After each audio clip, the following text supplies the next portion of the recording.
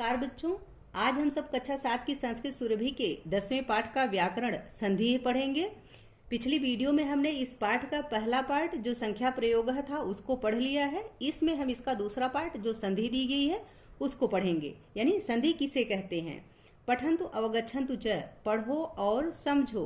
तो इसको पढ़ते हैं फिर समझते हैं। पहला है सूर्यास्तः सायंकाले भवति, सूर्यास्त सायंकाल होता है। दूसरा है सह देवालयम गच्छति, वह मंदिर जाता है। देवालय कहते हैं मंदिर को, तो वह मंदिर जाता है। तीसरा है अहम विद्यार्थी अस्मि, मैं विद्यार्थी हूँ। चौथा है रविन्द्रः तत्र क्रीडति, रविंद्र वहाँ खेलता है। पांचवा है सुरेंद्रः संस्कृतम पठति, सुरेंद्र संस्कृत पढ़ता है। छठा है सूर्योदय प्रातः काले भवति, सूर्योदय प्रातः काल होता है। आगे है एतेषु वाक्येषु यानि स्थूल पदानि सन्ति तानि अत्र लिखन्तु। एतेषु वाक्येषु यानी इन वाक्यों में, जो वाक्य अभी आपने पढ़ा उनमें, यानि स्थूल पदानि सन्ति, जो मोटे पद हैं, तानि अत्र लिखन्तु, उन्हें यहाँ लिखिए। उदाहरणानुसारम च, उदाहरण के अनुसार, और उदाहरण के अनुसार पूर्व पदम यानी पहला पद, च पर पदम और दूसरा पद पृथक पृथक कृत्वा लिखन्तु, अलग करके लिखिए।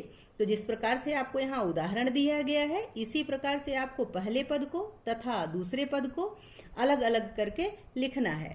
यहाँ उदाहरण देख लेते हैं। पदानि यानी पद, पूर्व पदम यानी पहला पद, पर पदम यानी दूसरा पद, पूर्व पदस्य अंतिम वर्ण है, पहले पद का अंतिम वर्ण, पर पदस्य प्रथम वर्ण यानी दूसरे पद का पहला वर्ण, और परिवर्तितः वर्ण है यानी परिवर्तित वर्ण। जैसे पद है सूर्यास्तः यानी सूर्यास्त, तो सूर्य यह पूर्व पद है यानी पहला पद है, अस्तः यह पर पद है दूसरा पद है। इसका पूर्व पद का यानी पहले पद का अंतिम वर्ण अ है और दूसरे पद का प्रथम वर्ण अ है, दोनों मिलकर के आ बन गए हैं, यानी परिवर्तित वर्ण क्या हो गया है, आ। इसी प्रकार दूसरा है देवालयम, जो वहां था दूसरे वाक्य में वह था देवालयम, जो भी थे उसको हमने यहाँ लिख लिया है। देवालयम, तो देव जो है यह पहला पद है, आलयम यह दूसरा पद है। पहले पद का अंतिम वर्ण अ है और दूसरे पद का पहला वर्ण आ है, अ और आ मिलकर के आ हो गए हैं। तीसरा है विद्यार्थी, विद्या पहला पद है दूसरा पद है अर्थी, इसमें पहले पद का अंतिम वर्ण आ है तथा दूसरे पद का पहला वर्ण अ है, आ और अ मिलकर के आ हो गए हैं।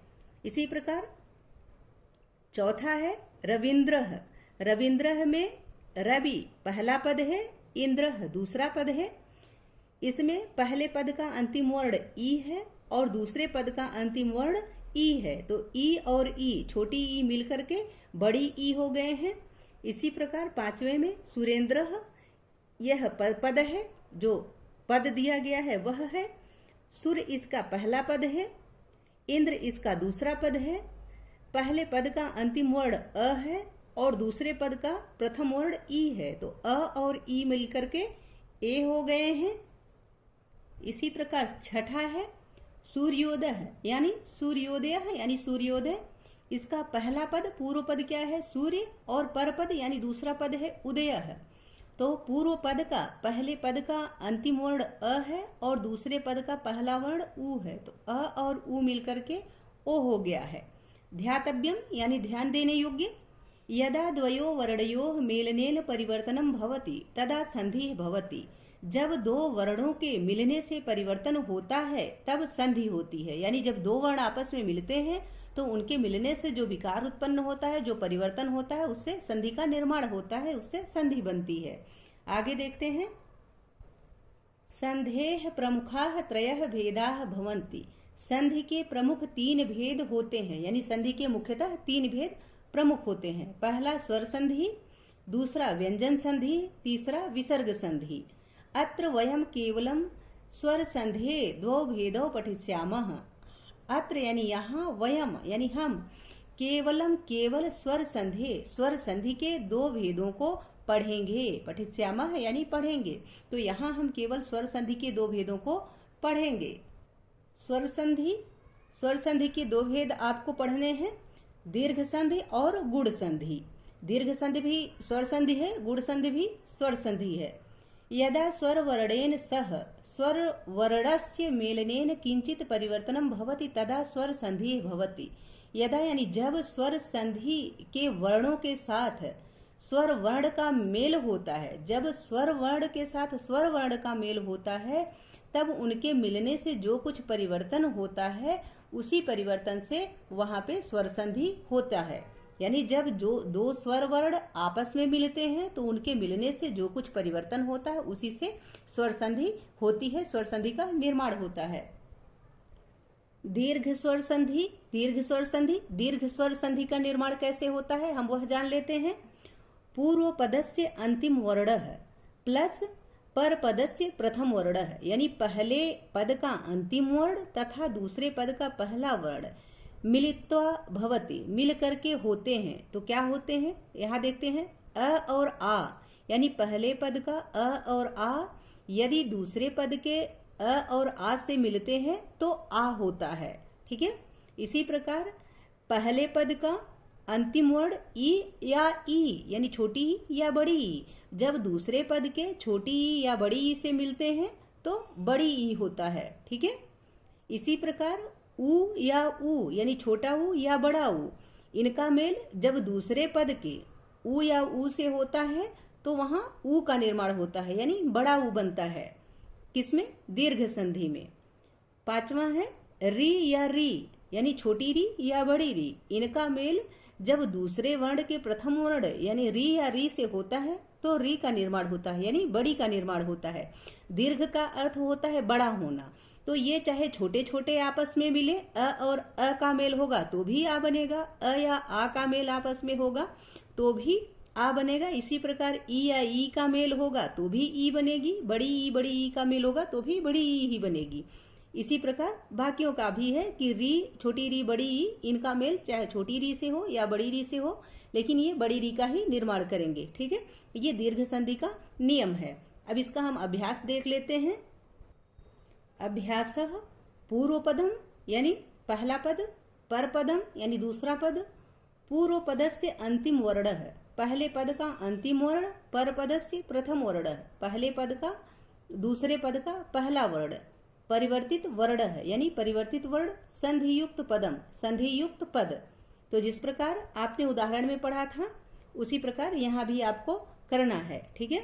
यहाँ भी उदाहरण दिया गया है, जैसे ये पूर्व पद है हिम प्लस अंशु, ये दूसरा पद है तो पहले पद का दूसरे पद से मेल हुआ है। यहाँ पहले पद का अंतिम वर्ण अ है और दूसरे पद का पहला वर्ण अ है, तो अ और अ के मेल से आ का निर्माण हुआ है, जिससे शब्द क्या बना? हिमांशु, यानी अ और अ के मिलने से आ हो गया, जिससे शब्द बना हिमांशु। हिम प्लस अंश इक्वल टू हिमांशु। इसी प्रकार दूसरा है पुस्तक प्लस आलय है, ये पहला पद है, ये दूसरा पद है। पहले पद का अंतिम वर्ण अ है और दूसरे पद का पहला वर्ण आ है, इन दोनों के मेल से आ का निर्माण हुआ और शब्द बन गया पुस्तकालय है। पुस्तक प्लस आलय इक्वल टू पुस्तकालय है। तीसरा है तथापि, तथा प्लस अपि, यहाँ पहले पद का अंतिम वर्ण आ है और दूसरे पद का पहला वर्ण अ है, तो आ और अ के मेल से आ का निर्माण हुआ है और शब्द बन गया है तथापि, यानी तथा प्लस अपि तथापि। चौथा है प्रति इच्छा, प्रति प्लस इच्छा यानी प्रतीक्षा, तो यहाँ पहले वर्ण का पहले पद का अंतिम वर्ण तथा दूसरे पद का पहला वर्ण, ये दोनों जब आपस में मिलते हैं तो बड़ी ई हो गई और शब्द बन गया प्रतीक्षा। आगे है सु प्लस उक्ति, ये पहला पद है, ये दूसरा पद है। पहले पद का अंतिम वर्ण ऊ है और दूसरे पद का पहला वर्ण ऊ है, दोनों छोटे ऊ हैं, इनके मेल से बड़े ऊ का निर्माण हुआ और शब्द बन गया सूक्ति है, यानी छोटे ऊ और बड़े ऊ के मिलने से बड़े ऊ का निर्माण, छोटे ऊ और छोटे ऊ के मिलने से बड़े ऊ का निर्माण हुआ, जिससे शब्द बन गया सूक्ति है। सु प्लस उक्ति इक्वल टू सूक्ति है। छठा है मातृ प्लस ऋणम, यहाँ ये पहला पद है, ये दूसरा पद है। पहले पद का ये अंतिम वर्ण री है और दूसरे पद का पहला वर्ण री है, तो री और री दोनों छोटे री हैं, इनके मिलने से बड़ी री का निर्माण हुआ और शब्द बन गया मातृडम। मातृ प्लस ऋडम इक्वल टू मातृडम। सातवां है भानु प्लस उदय। भानु पहला पद है, उदय दूसरा पद है। यहाँ पहले पद का अंतिम वर्ण ऊ है, दूसरे पद का पहला वर्ण ऊ है, दोनों छोटे ऊ हैं, इनके मिलने से बड़े ऊ का निर्माण हुआ और शब्द हो गया भानुदय, यानी भानु प्लस उदय इक्वल टू भानुदय। आठवां है कपि प्लस ईसह। ये कपि पहला पद है, ईसह दूसरा पद है। पहले पद का अंतिम वर्ण छोटी ई है और दूसरे पद का पहला वर्ण बड़ी ई है, तो दोनों के मेल से बड़ी ई का निर्माण हुआ और शब्द बन गया कपीशह, यानी कपि प्लस ईसह इक्वल टू कपीशह। नौवां है दया प्लस आनंद। तो दया पहला पद है, आनंद दूसरा पद है। यहाँ पहले पद का अंतिम वर्ण आ है और दूसरे पद का प्रथम वर्ण भी आ है, तो आ और आ के मिलने से आ का निर्माण हुआ, इसलिए यहाँ शब्द बन गया दयानंदः। दया प्लस आनंदः इक्वल टू दयानंदः। 10वां है महा प्लस आशयः। ये पहला पद है, ये दूसरा पद है। पहले पद का अंतिम वर्ण आ है तथा दूसरे पद का पहला पद जो है वह भी आ है, तो आ और आ के मिलने से आ का ही निर्माण होता है, इसलिए शब्द बन गया महाशयः। महा प्लस आशय इक्वल टू महाशयः। आशा है दीर्घ संधि अच्छे से समझ में आ गई होगी। अब हम गुण संधि पढ़ेंगे। गुण संधि का क्या नियम होता है, पहले हम यह जान लेते हैं। गुण संधि में पूर्व पद का अंतिम वर्ण, यानी पहले पद का अंतिम वर्ण प्लस पर पदस्य प्रथमः वर्ण है, यानी दूसरे पद का पहला वर्ण इक्वल टू मिलित्वा भवति, मिल करके होते हैं, यानी पहले पद का अंतिम वर्ण तथा दूसरे पद का पहला वर्ण मिल करके होते हैं। तो यहाँ देखते हैं उदाहरण इसका।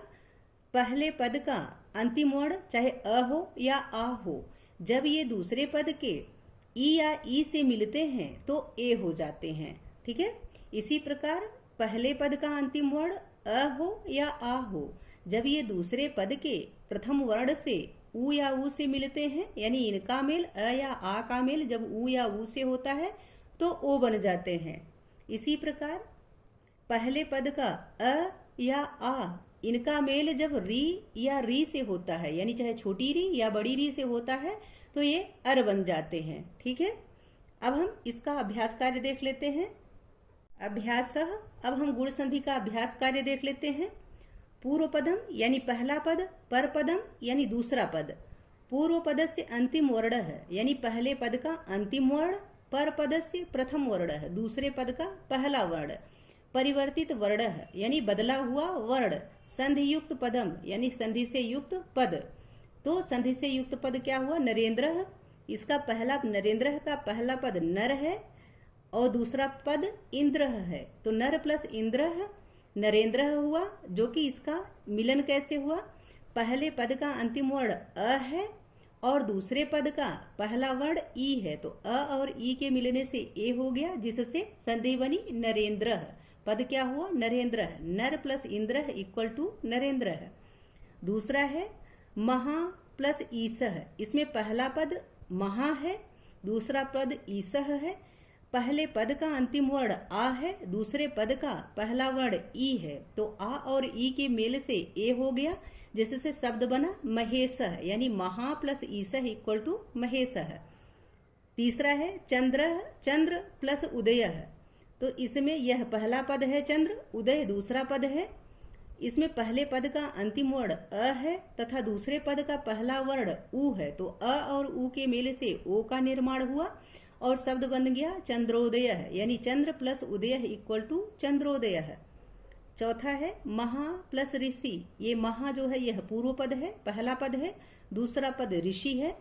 इसका पहले पद का अंतिम वर्ण आ है और दूसरे पद का पहला वर्ण री है, तो आ और री के मेल से अर हो गया है, जिससे शब्द बना महर्षि, यानी महा प्लस ऋषि इक्वल टू महर्षि। ठीक है, पांचवा है परम प्लस ईसह। परम पहला पद है, ईसह दूसरा पद है। यहाँ पहले पद का अंतिम वर्ण अ है तथा दूसरे पद का प्रथम वर्ण ई है। अ और ई के मेल से ए का निर्माण हुआ और शब्द बना प्रमेशः, यानी परम प्लस ईसह इक्वल टू प्रमेशः। आगे है छठा वर्षा प्लस ऋतु, वर्षा पहला पद है, ऋतु दूसरा पद है। पहले पद का अंतिम वर्ण आ है और दूसरे पद का पहला वर्ण री है, तो आ और री के मेल से अर हो जाता है, इसलिए शब्द बना वर्षा ऋतु हो, यानी वर्षा प्लस ऋतु इक्वल टू वर्षा ऋतु हो। सातवां है वीर प्लस इंद्र, वीर पहला पद है, इंद्र दूसरा पद है। पहले पद का अंतिम वर्ण अ है और दूसरे पद का पहला वर्ण ई है, तो अ और ई के मेल से ए हो जाता है, इसलिए शब्द बना वीरेंद्र, यानी वीर प्लस इंद्र इक्वल टू वीरेंद्र। आठवां है पुरुष प्लस उत्तम, यहाँ पुरुष पहला पद है, उत्तम दूसरा पद है। पहले पद का अंतिम वर्ण अ है तथा दूसरे पद का पहला वर्ण उ है, तो अ और उ के मेल से ओ का निर्माण होता है और शब्द बनता है पुरुषोत्तम, यानी पुरुष प्लस उत्तम इक्वल टू पुरुषोत्तम। नौवां है वसंत प्लस ऋतु, पहला पद वसंत है, दूसरा पद ऋतु है। इसमें पहले पद का अंतिम वर्ण अ है तथा दूसरे पद का पहला वर्ण री है, तो अ और री के मेल से अर हो जाता है, इसलिए शब्द बना वसंत ऋतु, यानी वसंत प्लस ऋतु इक्वल टू वसंत ऋतु। 10वां है सुर प्लस ईसह, सुर पहला पद है, ईसह दूसरा पद है। इसमें पहले पद का अंतिम वर्ण अ है तथा दूसरे पद का प्रथम वर्ण ई है, तो अ और ई के मेल से ए का निर्माण हुआ और शब्द बना सुरेशह, यानी सुर प्लस ईसह इक्वल टू सुरेशह। आशा है कि यह पाठ आप सबको बहुत अच्छे से समझ में आ गया होगा, इसका अभ्यास कार्य भी बहुत अच्छे से समझ में आ गया होगा। यदि पाठ से संबंधित या वीडियो से संबंधित कोई सुझाव हो या आपकी कोई क्वेरी हो, प्लीज कमेंट बॉक्स में अवश्य लिखें। वीडियो पसंद आए तो इसको लाइक करें, शेयर करें। चैनल पर नए हैं तो प्लीज इसे सब्सक्राइब अवश्य करें। बहुत बहुत धन्यवाद।